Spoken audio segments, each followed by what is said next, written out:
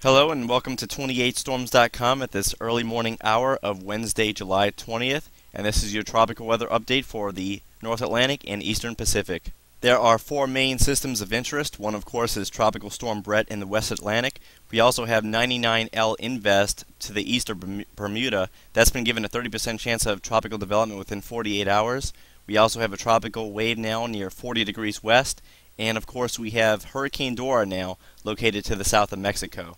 We'll go ahead and tackle all of these systems one by one.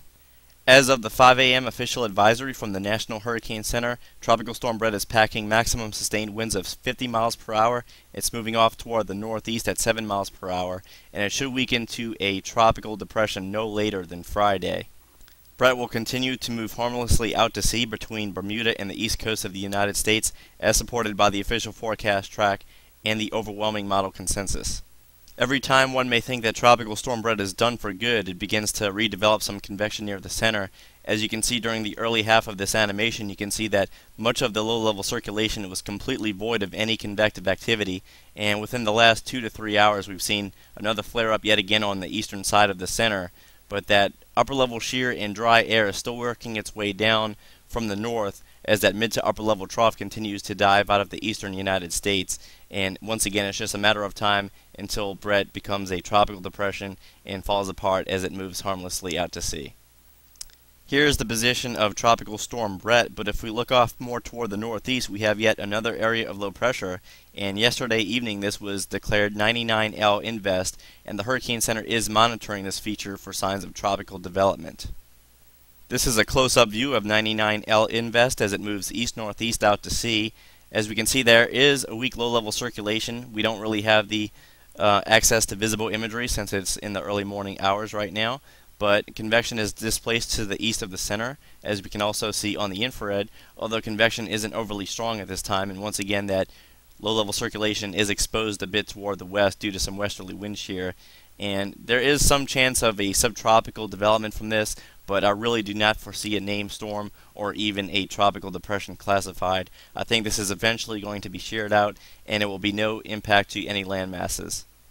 If we move on by looking into the central Atlantic, we will find the most well-defined tropical wave to exit the coast of Africa so far in this early 2011 hurricane season. The tropical wave is now approaching 40 degrees west longitude, and if we look very closely as the latest visible comes in, we will see that there is a very weak, ill-defined low-level circulation primarily located to the north of the deepest convection. If we turn on the latest infrared, we see that there is quite a lot of convection south of 10 degrees north latitude, but keep in mind that's mainly due to the convergence along the intertropical convergence zone. Again, much of the low-level vorticity is actually just to the north right around this general area, and that'll be the area that we keep a close watch on in the coming days. As of right now, we do not foresee any development over the next 3 to 4 days. There is an upper-level ridge located over the central and eastern Atlantic, but it's now beginning to outrun the upper-level ridge, and there's a little bit more troughing here just to the east of the Lesser Antilles. So there's a little bit more wind shear, and of course, as you can see, there's some dry air, so we're not really seeing much in the way of any development in the short term. This is the latest SIMS wind shear analysis, and our tropical wave is located right about here. And obviously the upper level winds aren't that terrible, but if it continues to move west, it's more than likely going to run into a bit more troughiness and a bit more westerly winds unless that upper level ridge begins to build westward a bit faster than the models are anticipating. But keep an eye on this wave, especially in the medium range. The models are a bit interesting, and I will show you that in just a moment. But first I want to turn to Hurricane Dora. As of the 2 a.m. Pacific Time advisory, maximum sustained winds have increased to 80 miles per hour, and Dora is expected to become a major hurricane either late Wednesday night or early Thursday morning. But the good news is that Dora should still remain to the south of the Mexican Riviera.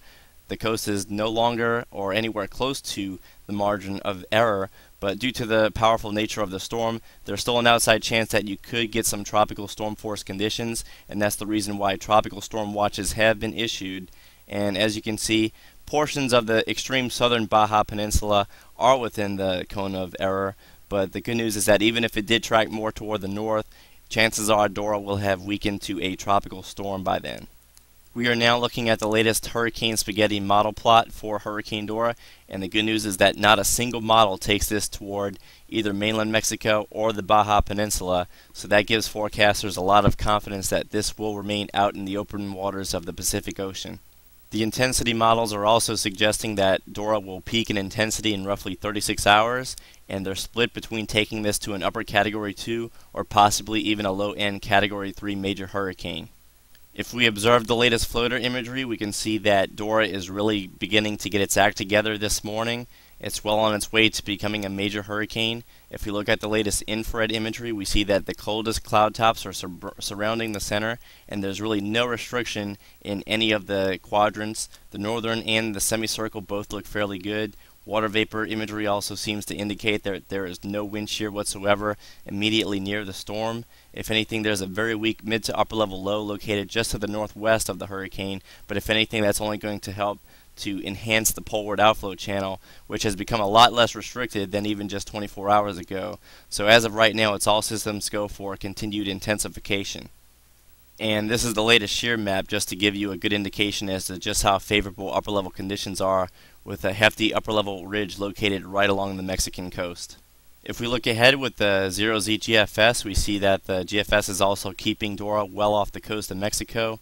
It's also really not doing much in the Atlantic Basin throughout the period. If we go ahead and start the sloop over again, we see that it does pick up the tropical wave, and it does take it ever so gradually toward the west into the Lesser and eventually Greater Antilles, and by the end of the period you can still see a very weak vorticity max slowly moving along the Cuban coast. This is where it becomes interesting though. This is the 0Z Canadian, and it takes the tropical wave just north of the Greater Antilles, and if we look by day 6, it's now beginning to move into the extreme eastern Bahamas, and it is beginning to show very minor tropical development, possibly into a tropical depression or tropical storm.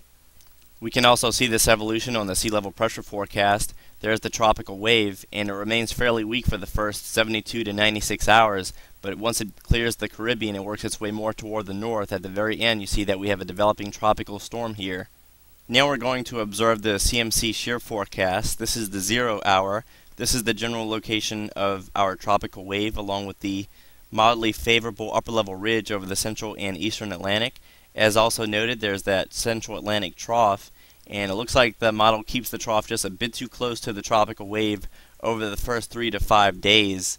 And this is the look when the tropical wave is beginning to move over the Virgin Islands. We still have some westerly wind shear immediately near the system, but toward day 6, when it begins to show development, we see that the upper level ridge is a little bit better defined here, possibly giving this more room to form.